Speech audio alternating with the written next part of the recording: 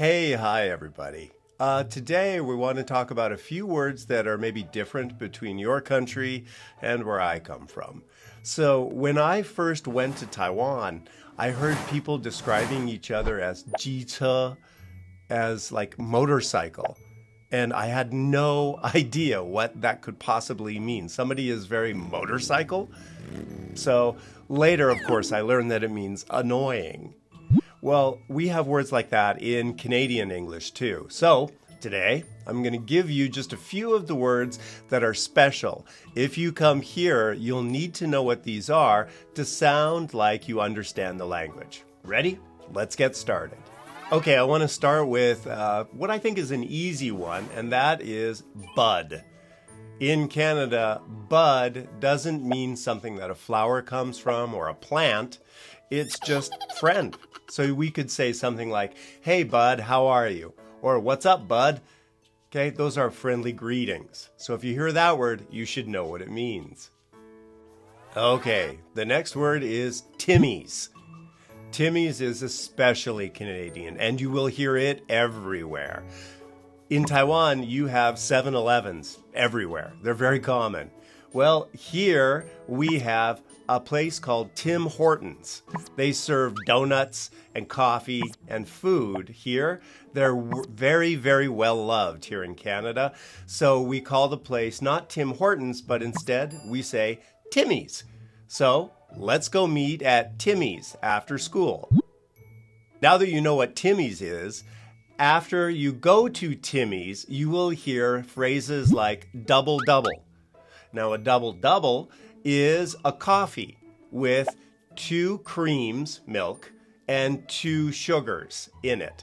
So if somebody says a double-double, it's a light sweet coffee. Very, very popular here in Canada. So when you go to Timmy's, be sure to order yourself a double-double. All right, now, here if somebody refers to hydro, it doesn't really mean water. It means electricity. The electricity bill here in Canada is referred to as hydro. That is because in many places in Canada, our electricity is created by water. So if you hear somebody saying, my hydro bill is too high, you know they are talking about the power. Next, we've got parkade. A parkade is just a place to park your cars. That's all. Nothing special, just a place to park a car. Okay, after that we've got pop. Pop is just a way that Canadians say soda. I want to drink some pop. Okay, now if somebody asks you if you want a dart, that's a cigarette. So people use the word dart to mean a cigarette here. For example, I'm going out for a dart. That means that they're going to go out and smoke a cigarette. Which, by the way, is really expensive in Canada. I don't recommend doing it. Okay, here is money. I should probably explain the money in another video, but today we'll just talk about the basic units of money that we use here. We have a loonie and a toonie. A loonie is a coin with a bird on it. That's called a loon. So that is $1 in Canadian money. We call it a loonie.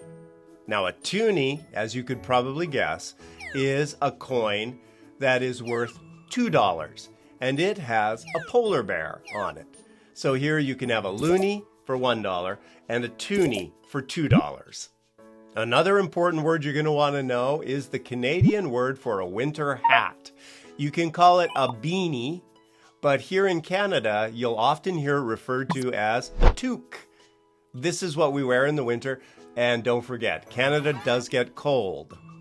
Here's another one for you. Runners.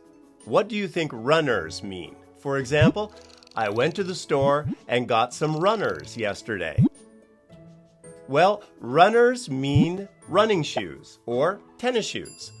How about this one? Gong show.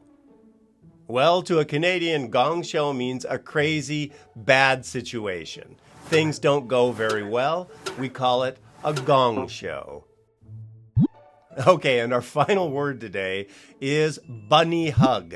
In one part of Canada called Saskatchewan, A bunny hug is a kind of shirt that people wear.